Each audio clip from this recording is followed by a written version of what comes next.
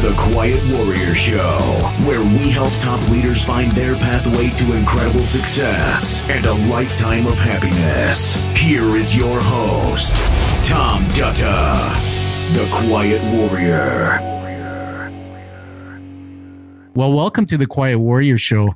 My name is Tom Dutta. I am the Quiet Warrior, and I'm excited to be here with my guest, Brittany Bexton. Hey, Brittany, welcome to the show. Thank you, Tom. Thanks for having me. All right. I've been looking forward to this. Totally excited to have you on. And, you know, this show's all about you. But before I do that, I want to tell people how we met. Brittany is an amazing talent, and we'll hear about all of that. But we read each other's books, and we share a common bond. We were published out of New York by Morgan James Publishing. Quick shout out there. And while we read each other's books, and I was so inspired by the work you did, Brittany, I went, I got to meet you. And then it led to some other cool things. And I said, let's get on the show and let's have some fun. So why don't I turn it to you and just, I have your bio and I'll build you up a bit, but tell us something about yourself that you think people don't know, anything at all. Something people don't know. That's hard because I'm a pretty open book. So I share a lot. Some little known fact though, when I was really young, I was super stubborn. And at one point when I was in fourth grade, I actually changed my entire class's mind about the drink that we were going to have for our class party because we had accidentally left my option off of the voting. And my fourth grade teacher thought I was going to be the first female president after that. And your life is not done yet, so I bet you still have time for that. Well, that's pretty exciting. So just want to let everybody know the only drink I have in studio here is my water glass. So let me tell everybody a little bit about you, Brittany. I'm looking at my bio here of you. Well, we'll call you a California girl. You were born in California, and you recently, I believe, 2011, moved to Nashville. Everybody, Brittany is a Nashville recording artist. She's a singer, songwriter, an actor, an author. I mean, there's so many things that you've done, and that's why I want you on the show. And so take us into the story. I mean, one of the things I learned in your book is about the backstory. The Quiet Warrior Show is about the hero's journey, going through that story. We talk about success isn't a straight line up, right, Brittany? It's a line that may go up and down. I've met some other people like you who are talented, and I didn't really understand the industry. And the first thing I thought of is like, why did she become a singer-songwriter? And then I read somewhere that it said, you know, you didn't grow up in a musical family. And then I went, well, wait a minute, we got to find out. So let's go way back where everyone has started and tell us about that story. How did it start? So I really have this belief that if you're a music person, you are born that way, because music has just been part of me and part of my soul since I was a teeny tiny little thing. I'm pretty sure I sang before I talked, and I talked early, so that's saying something. But it's funny because I did music starting really young. Before I ever took voice, I was sang in church choirs because that was my heart, and it was a way for me to get out and sing and be around friends. And it's funny because my family had gone to church when I was very young, but they stopped going when I was about 4 or 5 because my dad used to fall asleep in the pews, and it embarrassed my mom. And he was a night owl, so getting up early, it was just, he couldn't help himself. So they stopped going to church, but I kept going with friends to sing in choirs. And when I was, I guess, 7 or 8, I started playing violin, and then, you know, did the typical school recorder stuff. In the US, we all have to learn recorder in 4th or 5th grade. Oh, yeah. And then I played clarinet when I was in middle school and continued violin through that time, but I continued singing. Now, when I was a kid, voice teachers used to tell you, oh, we can't teach her yet. Her voice hasn't changed. There's no point. Well, I'm a strong advocate that that's not the truth, because it's never too early to learn how to sing healthily. Your voice might shift over time, but you can do damage to your voice if you sing wrong. So it's much better to go to voice lessons. But we finally found a teacher when I was about 12 that would take me in.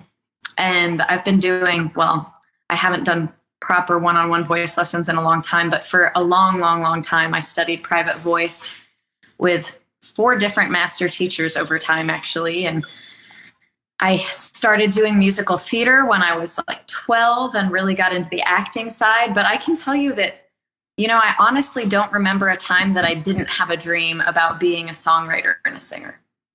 And I started pretty young too. Yeah, I mean that's amazing. I mean, first of all, the word prodigy comes to mind. I know I'll probably embarrass you to say that, but I got to be honest with you. I can't sing my way out of a paper bag. And I want to just tell you a funny, quick story that when I was preparing for my TED Talk, which I appreciate that you've watched that, and my coach said, she was a world speaking coach. She said, go in the bathroom and belt out a song. And I said, why would I do that? She said, because I want to teach you how to get your range. You know the song I picked? I picked Elton John's song, Yellow Brick Road. And I put on this cap backwards with a pair of sunglasses. She said, video it and send it to me. And I just did it. And I was terrible. And I sent it and she goes, and you're actually pretty good. But everybody, I want to raise the up the ante here about this lady.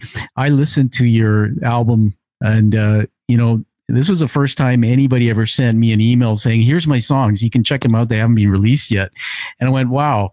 And the one, Learning to Believe Again, I believe is my favorite one. There's so many of them. And I listened to I even read in your bio here something about a powerful range. It also says here that you have this intuitive heart for music. The way you connect to your story and passion of a song is captivating. And so I really understand that. I want to talk about the backstory a little bit. And that here's the thing. We want to use this as a teaching moment on the show that she's so amazing to me. But you grew up in this non-musical family. And then it said somewhere I read that you kind of grew up listening to people like Aretha Franklin and the Motown age and rock and roll.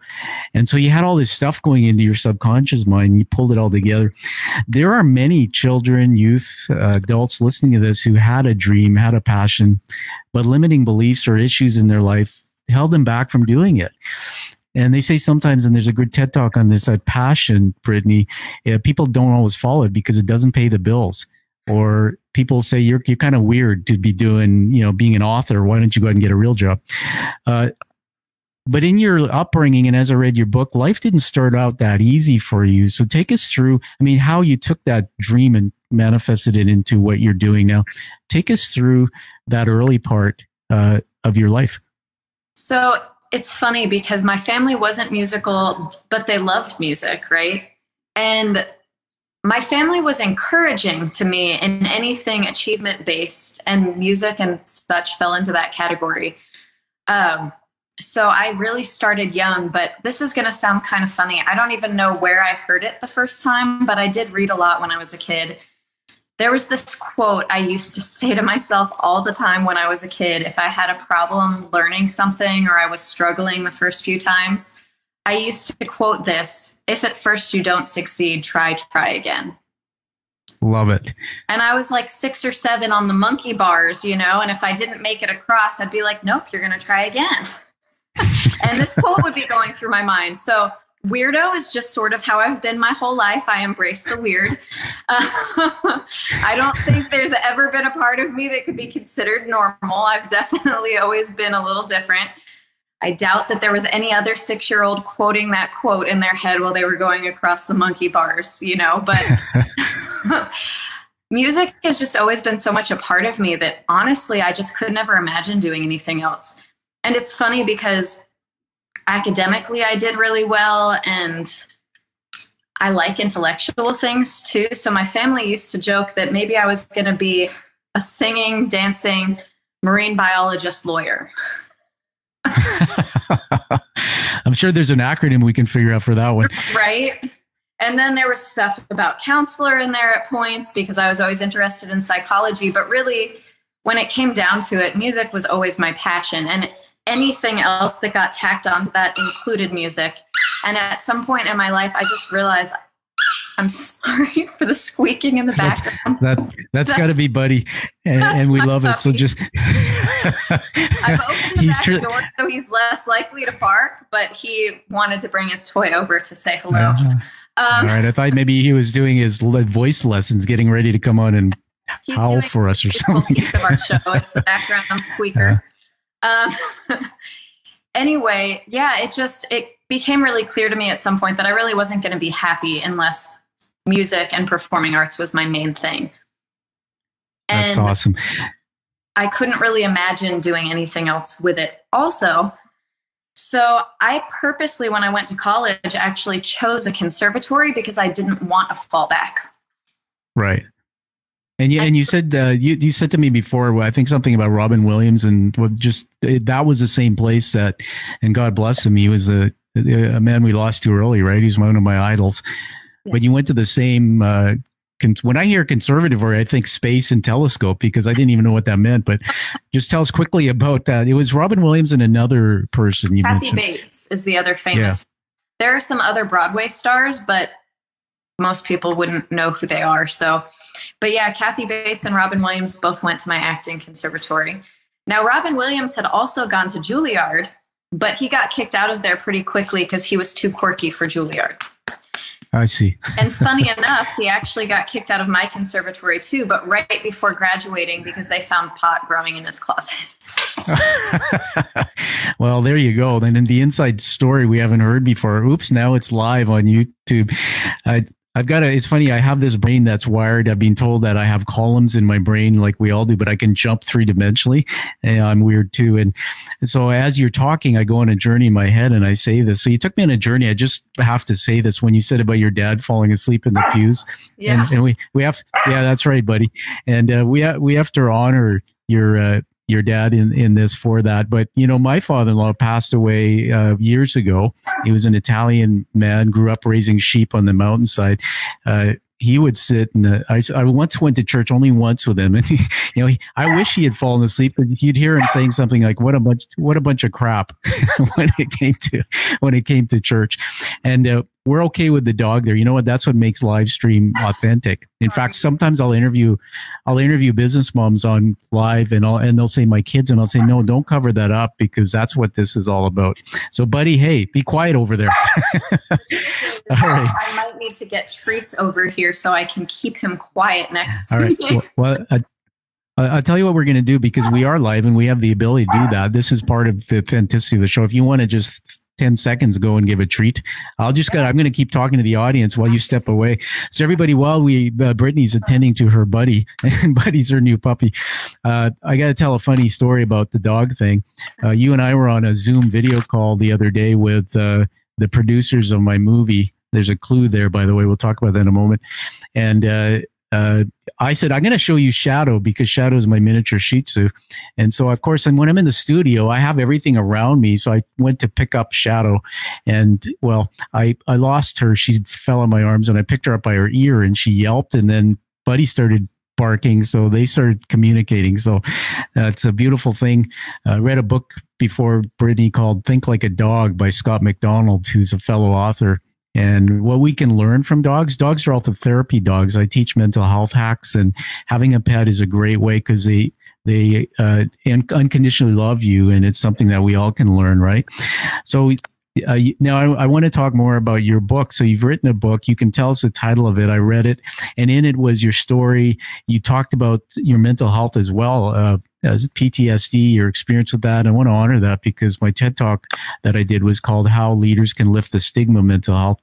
And the reason why I say honor you and I love you and your stories, that very few people who are like you with a celebrity status will come online and talk openly about their mental health and maybe some of the triggers behind that.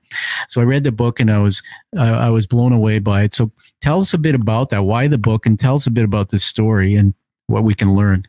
Yeah, so it's interesting because when I moved to Tennessee, I had no idea I had PTSD.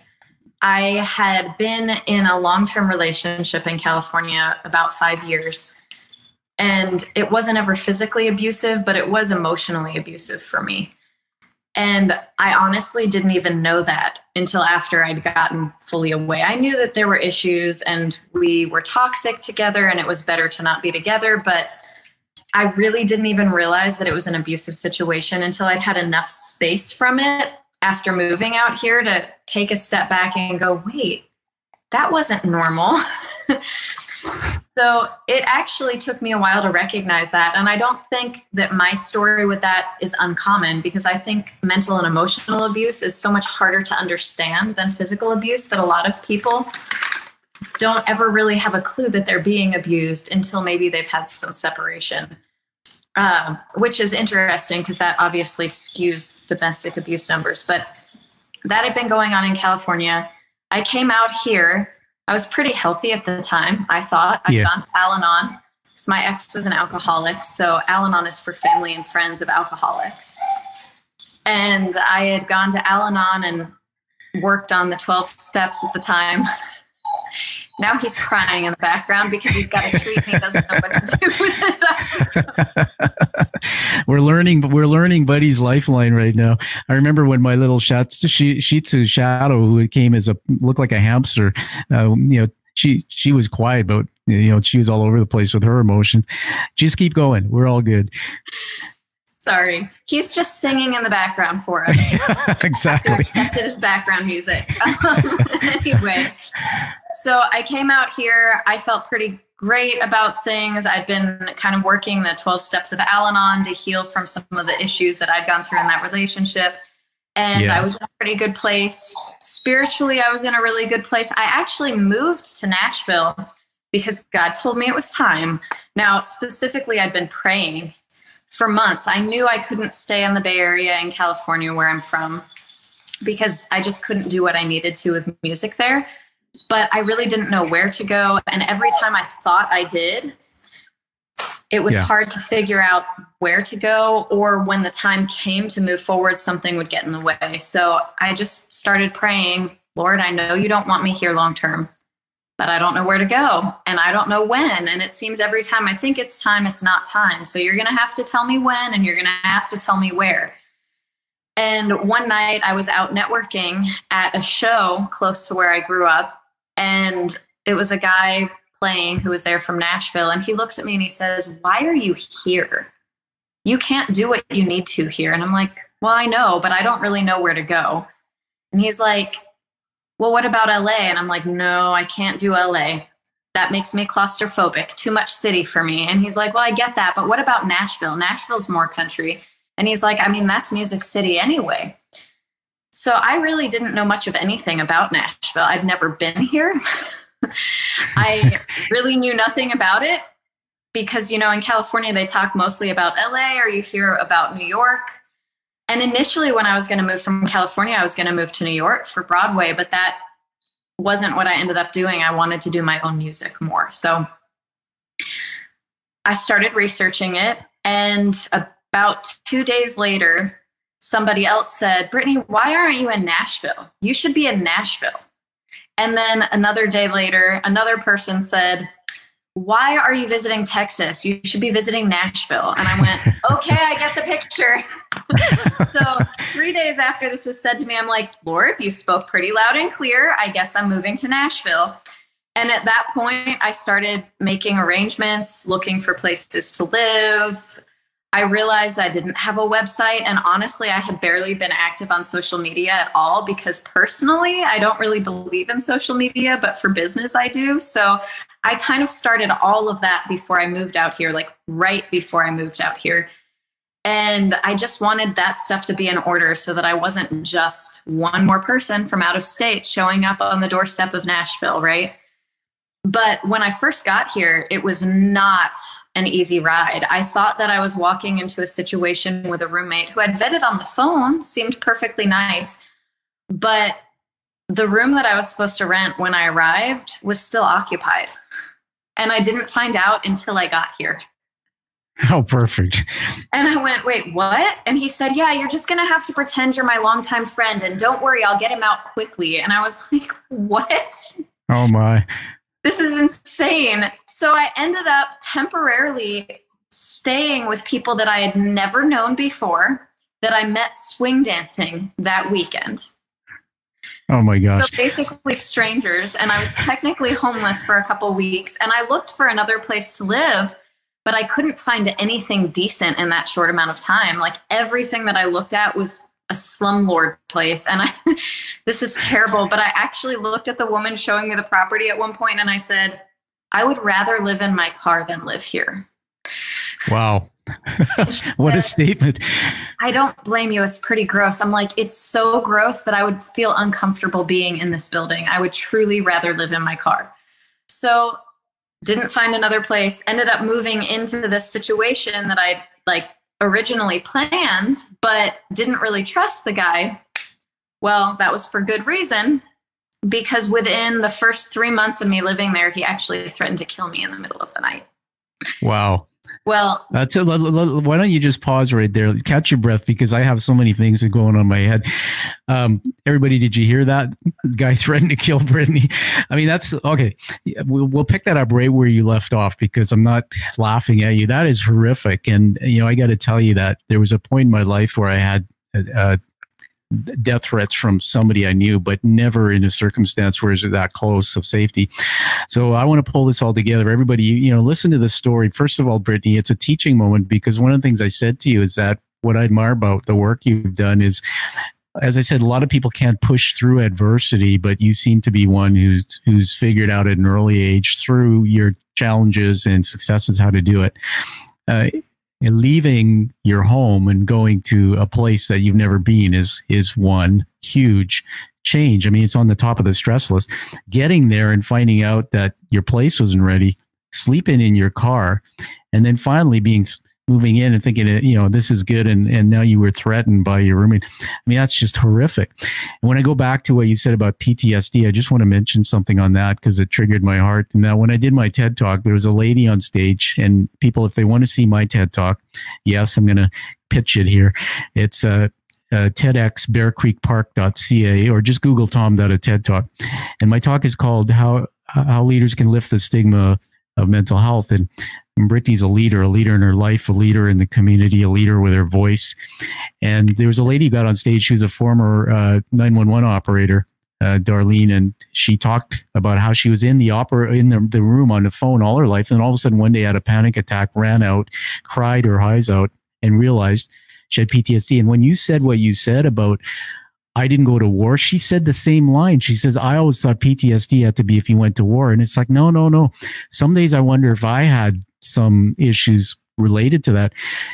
I honor your story in your book, because we connected. You read The Way of the Quiet Warrior, my book, and you mentioned about alcoholic relationship. My father was a drunk. I mean, he passed away. I love him dearly for the gifts, but I grew up with that command and control dad from the military. And it was, I know what you're talking about. And that all, we have this tank that wires in our neurons, our thoughts and emotions, and everything comes in and it stays. It's like the vinyl record, and I call it the tracks on the record. And sometimes when you play those vinyls, it's the greatest sound, but there's little pops and crackles, and those are the trauma in our life. And so to push through that, I think that you're one of the strongest people on the planet, because the people who hurt people develop this ability to navigate through. The other thing I know about you from something I asked you to do is your personality. I use some science, and you're what we call a power-based personality, not good or bad, but somebody gets up in the morning and moves forward and gets things done. Like, everybody didn't know this, but before we got on the live stream, you had trouble with your PC. Well, I mean, I thought you had an IT guy in the room, because I couldn't do what you did. Brittany goes, I just get this tripod and put my phone on it. I'm like, well, whatever. And there you were, you know, the dog's barking and you're calm, and I'll give him a treat. I thought you gave him a steak because he was quiet for too long. and then, you know, I'm making you laugh here, which is good, because we need humor to get through difficult things. Oh, I ruined it. Now he's crying again. But where am I going with this? From abuse to being threatened to being bullied. And I learned that people who find their true passion, who do things for themselves that they love to do, and one of the ways to stay happy and keep going, because I know that every day for you is a journey through PTSD. For people like me who come from trauma, we are not always in this space. We go off the mic and we have our own demons we continue to work on. One thing I want to say about your book before I turn it back to you is that it is a faith-based book, and I loved it because I've just recently learned about God in my life when I hit my lowest point. And people might wonder, Brittany, why am I wearing a baseball cap? Almost 2 years ago, I was doing the Ride for Cancer, 225 kilometers on my bicycle. What a great cause, except I couldn't sit down for 2 days. And people are waiting for me to say, well, I wiped out on my bike and the helmet came off. And no, I slipped in a bathtub the first night of the ride and cracked the tub open with my head and experienced a brain injury. And I've been navigating through that now for almost 2 years. So the cap is actually because the light in my eyes doesn't focus properly. And so getting that out of the way, that I learned a lot from your book about the power of believing in the future when you can't see it. I learned that faith is not just about religion, but it's about seeing something you can't see. And then I started listening to your songs. There's one real cool one too that I love, Dancing with the Devil. It's like you could belt it out now and I go like, that's it. And there was something about that song and the words in your song that are not just about, songs. I thought country songs were all about, I broke my truck, I lost my mom, my dad died. Oh, my dad came back, my truck got fixed. It's like your songs are full of soulful stories. And so I want people to get your album, to listen to your work. She's on Spotify, and become a fan. So I'm going to give it back to you now. You're now at the point where you've recorded your newest, some singles. I think your album has been released, or tell us a bit about that and what the future holds for what you're doing with that work as well. Of course. Yeah. My first single has been released, Believe Again. And that's the one that connects with the book that you love so much. That one was released, actually, it's kind of funny. It was released February 28th. But February 28th was 3 days before we got hit with a massive tornado here in Nashville area. Yes. So it was a little nutty. And 3 days later, because it was released on a Friday, so it was late Monday night, early Tuesday morning when the tornado hit, and the entire town and everything in it just kind of went into tornado mode. So I kind of went, well, it doesn't make sense to promote a song when everybody's freaked out about a tornado. And then about a week later, I was doing the red carpet event with Morgan James for the book, and the coronavirus stuff all hit and the world shut down. So it's funny, but it's been out since February 28th, but we're just now starting to really look at radio promotion and some of that stuff, because obviously no one's been able to tour or anything. But yes, people can get that song on iTunes, Spotify, Google Play, all the digital outlets. It's available. My album hasn't released yet. I'm still finalizing mixes on those songs. So you heard the not finalized or mastered version of the songs, but that will be done soon. And then I'm going to release probably one single at a time for maybe the first 2 or 3, and then the rest of the album. Awesome. Nashville, I'm going to go back to that because you said you stumbled into Nashville. Well, I've been there once and I have great memories. First of all, a red carpet event with the publisher is why I went. But I had a chance to go to the Grand Ole Opry and it was amazing. And when I stood on the stage doing my TED Talk on the Red Dot, I thought about the Opry because I don't know if you've been there. Well, you obviously know of it, but they actually took the Opry's being rebuilt, the building. They took the original stage and cut a circle out of it, and it sits on the stage. And amazing talent came out. And when we went through the town, I walked into these honky tonks. I remember listening to a band, and they were pretty good. And then they introduced themselves, and they were all from Canada. And I went, oh my gosh! I mean, I'm Canadian. I'm in Vancouver. So tell us a bit about when you got into this music, how you were discovered, and what is it like to walk out on stage? I know I've seen some pictures of you performing. They're beautiful, and just share that with us. I mean, it's got to be this rush of emotion. I mean, why do you love it so much? Well, honestly, I started getting that rush when I was younger, and when I was a kid, really, because I started performing when I was really young. Not just doing recitals and things, but doing musical theater stuff. So, and I went to this acting conservatory, right? So my background is not just in singing, it's in acting and performing. So I like kind of having the run of the stage. There is an energy exchange between a performer and the audience. Now, live streams are still awesome, don't get me wrong, but it's different than having that energy exchange in person. And this is going to sound totally ridiculous, but I would always feel like I was glowing after a really nice performance. Not because it was me per se, but because I could still feel energized by this kind of amazing exchange you have with the audience when you're kind of symbiotically working together. And music is the same way. It's not just acting productions or something, Music is like that too. But for me with music, it's really about, I love telling stories. Like you said, I mean, I like telling stories in my songs. I like writing songs that matter. I used to write poetry and songs even when I was a little girl to process through my thoughts and my emotions. And honestly, for a long time, songs were the only way that I could really express my deeper feelings. Because a piece of my PTSD stuff is that when I was really young, and then again in my early adulthood, I kind of learned that my voice didn't matter and that I just needed to be quiet. And when I say be quiet, I don't mean I was in career stuff. It had nothing to do with career things. I could be very direct and not aggressive, but assertive in a healthy way in career stuff. But when it came to personal things, not so much, because I'd never really had my feelings accepted or my wants and needs really met. And, you know, being in an abusive relationship in early adulthood too, it was like, well, if I wanted something, that want was rarely validated, and it usually got turned around for whatever he preferred. So I just learned not to share or ask or express how I felt. And, you know, that started when I was young, and it just kind of progressed the pattern later on. But music was my outlet, really, because I could write a song about how I was feeling, and it felt much less scary to me than actually telling that to someone, because no one's going to get mad at a song, you know, or you get silence treatment because of a song or whatever.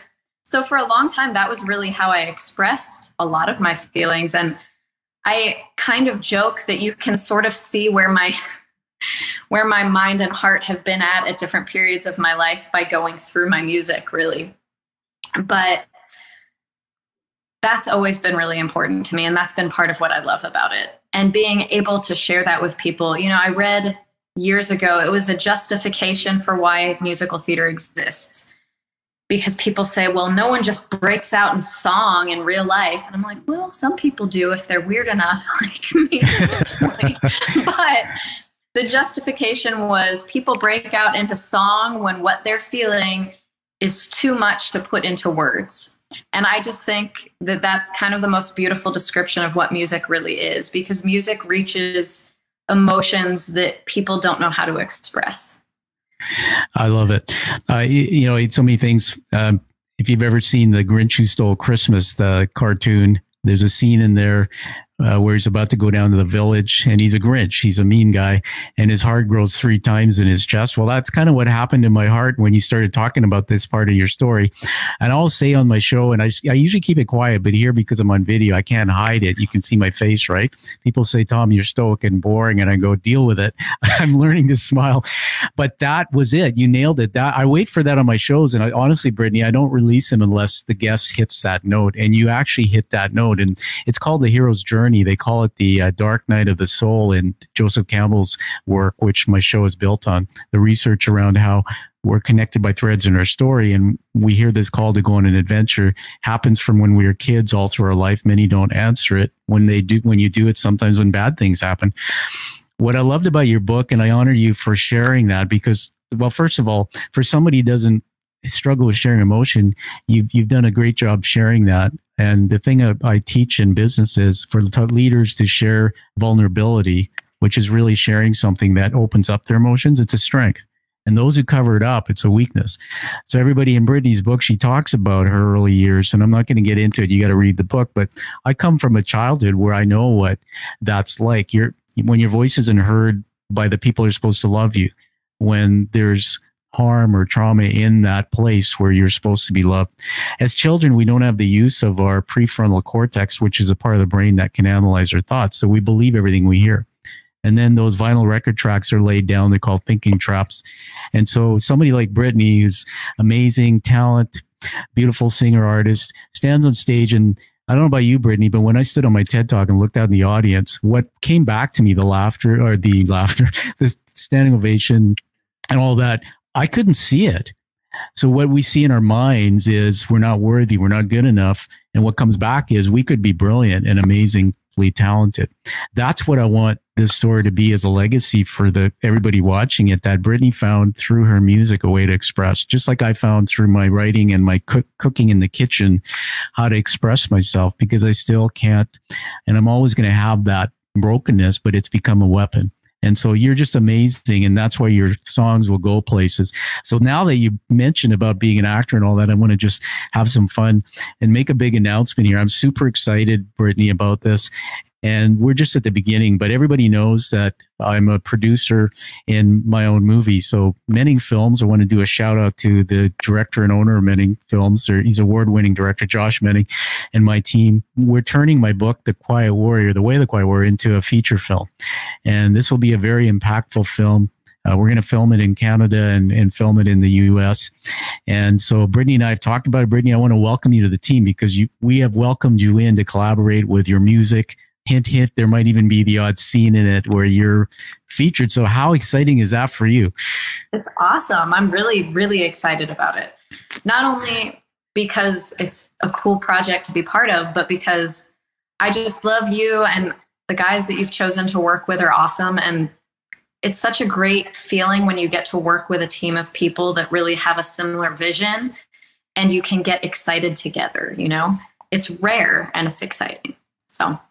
Well, thank you. Yes. And we're better for you being in it. So, you know, everybody, we've been talking a lot about this offline, you and I, just through social media, social messaging. And I think I've shared with you the eulogy I wrote at my dad's funeral and my life story. And, you know, I even said to Brittany, I said, you know what, I got a few guitars. By the way, I play guitar. I played the tuba. And yes, I played the recorder when I was in school and, you know, saliva all over that and everything. But I used to play in a band just goofing around, and I've got electric and acoustic, and I never thought it was very good. And it's part of that same thing. You know what my dad used to do when he's drunk? He used to, in a room of 40 people, pull me out, have me sit down and say, play for people. And I was like horrified. That was my audience. And it turns out that probably, Dad, thank you, that gave me the gift of being able to stand in front of 1,000 people and get an ovation for my talk. You know, I love my dad, but I'll say this, that the people that hurt us in our life, we have to honor them for the things they did in our lives that gave us the strength. And I know you know that.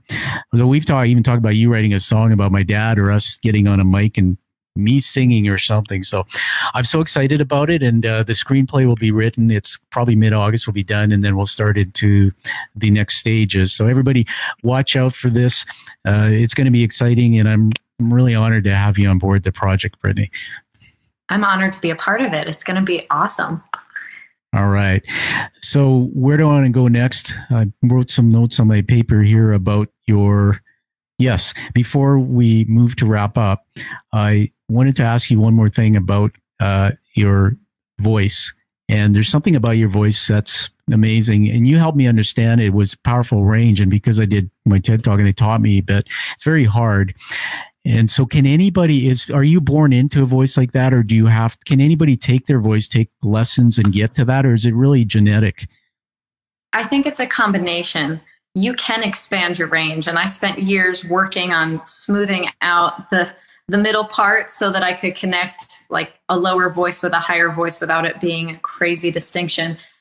And I did expand my range when I was young with voice teachers, because the more you exercise your voice, the better it gets. That said, we do have some genetic tendencies that we can't get past. I mean, even with a speaking voice, some people have lower voices than others, you know, and some people have higher voices than others. So there's going to be some genetic limit based on how your body is built, but voice lessons can do a whole lot for most anybody. It's just a matter of, you know, wanting to enough and applying yourself enough.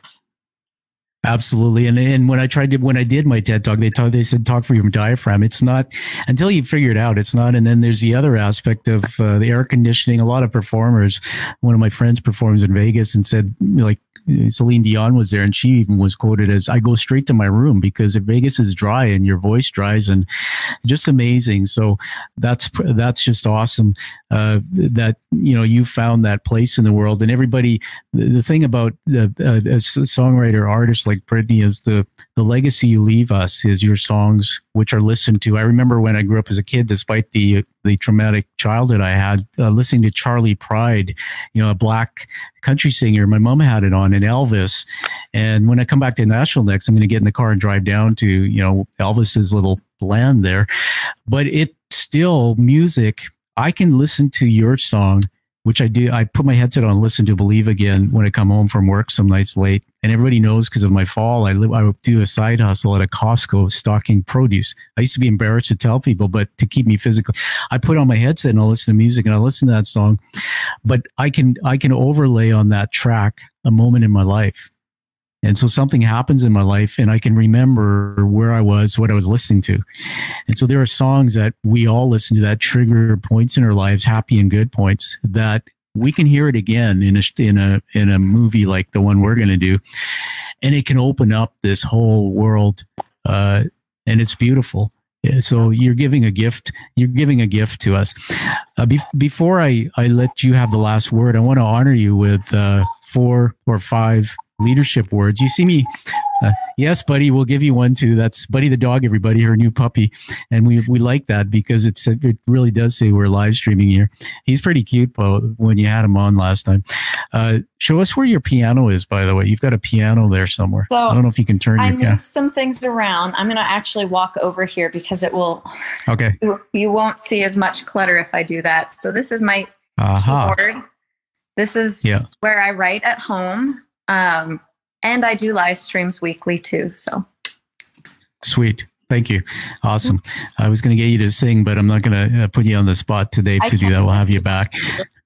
Okay. Well, why don't you do a few bars out of my favorite song, but whatever you're comfortable with, just, I just got to find it here. I know this is going to sound silly, but usually when I play live, I actually have a guitar player play.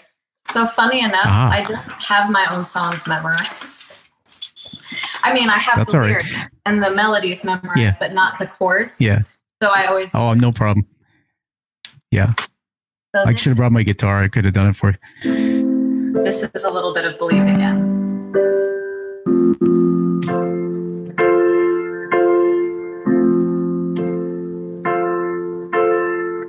Little girl staring at the sky, I saw God in every shining star. Back when dreams seemed so easy, long before life got this hard. All it took was a wish back then, but now my faith is wearing thin. 'Cause how can you trust when your life is shed? How can you stand when you're on your knees? How can you hold it all together? Pretend to be strong when all you feel is weak. How can you hope when you're feeling hopeless? How can you pray when you can't speak? Where do you begin? When you're learning to believe again.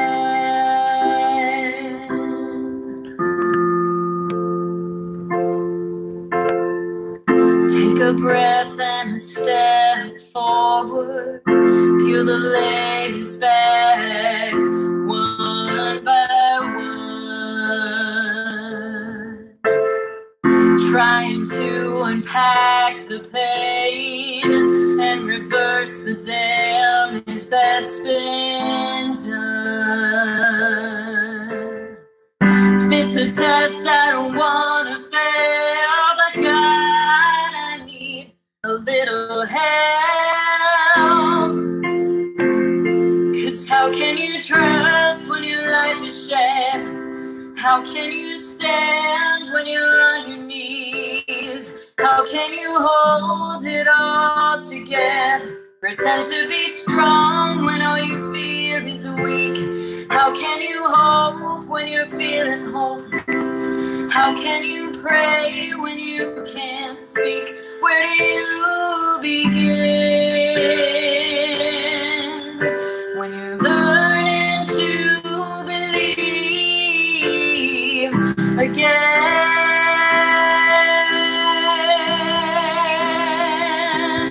I believe you're not finished with me, and what you've started, you will.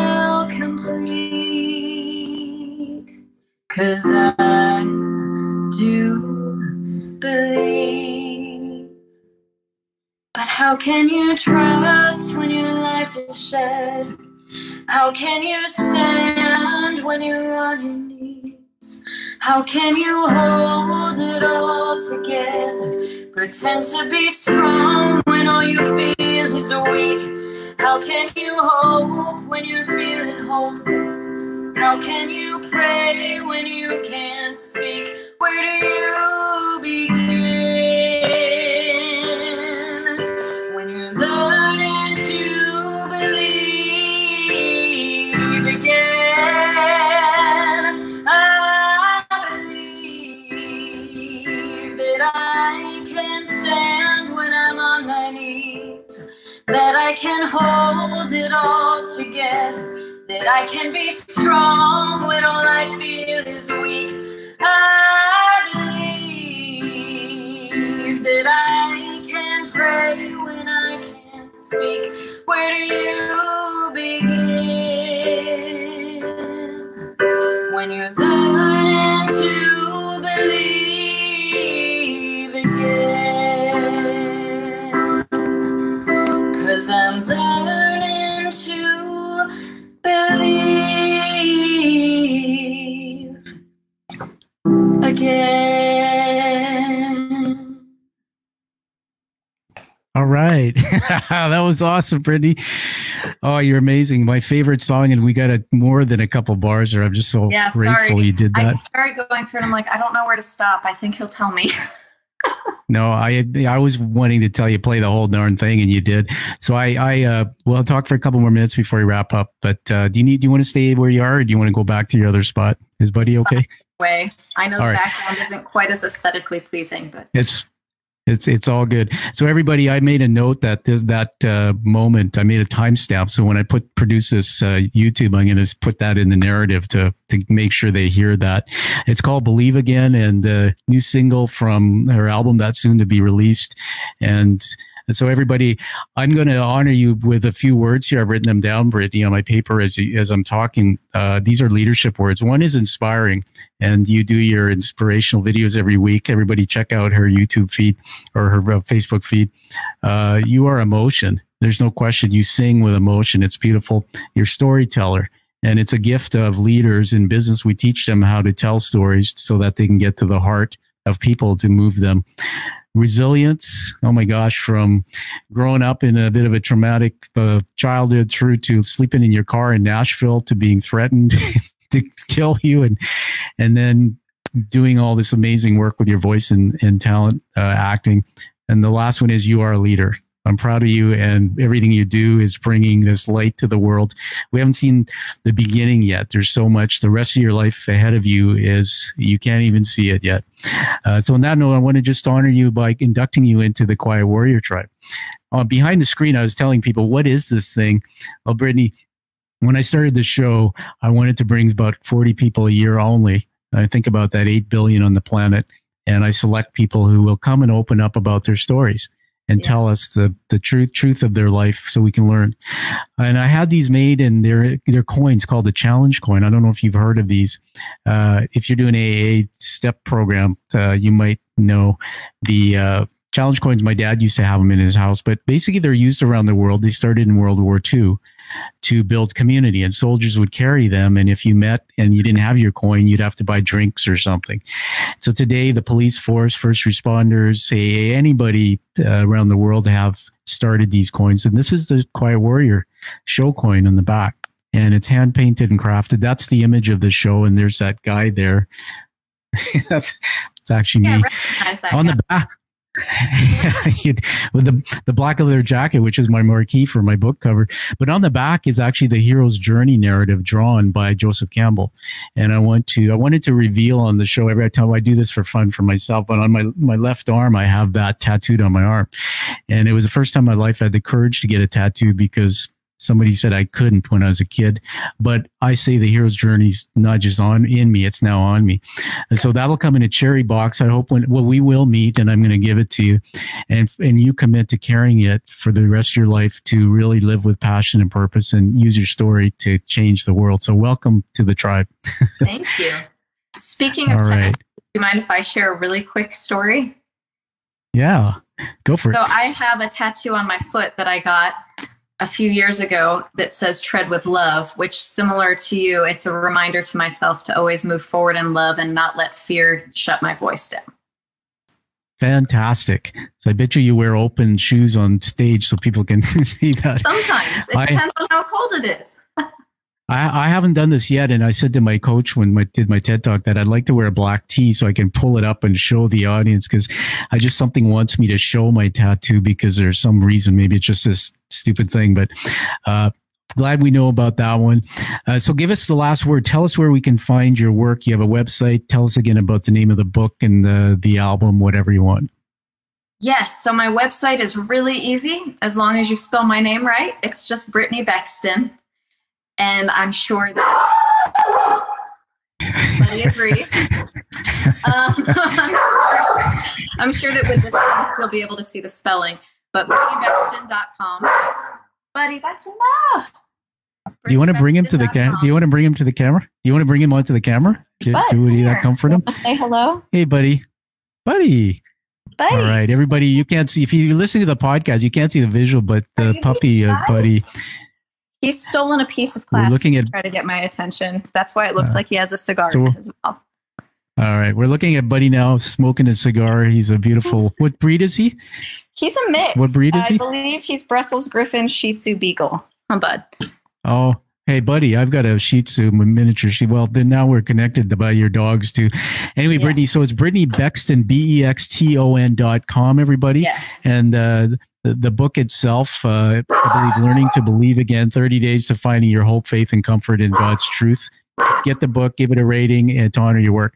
Hey, Brittany, it's been great having you on, and we're going to put this on YouTube and also produce it as a international podcast. And Buddy, thank you for being on the show as well. You brought some music to our ears. Goodbye. But yes, everything's on my website. It's not working. All right. Everything is on my website. We're done. You can find my music, links for everything, and my book there. All right. And we love you, Buddy. All right. All right, everybody. Find this show, give it a high rating, and find your true passion like you hear from Brittany Bexton, and live with purpose and live the life that you deserve and desire. Thank you for listening to The Quiet Warrior Show. Create is a motive-based leadership development firm. www.kreat.ca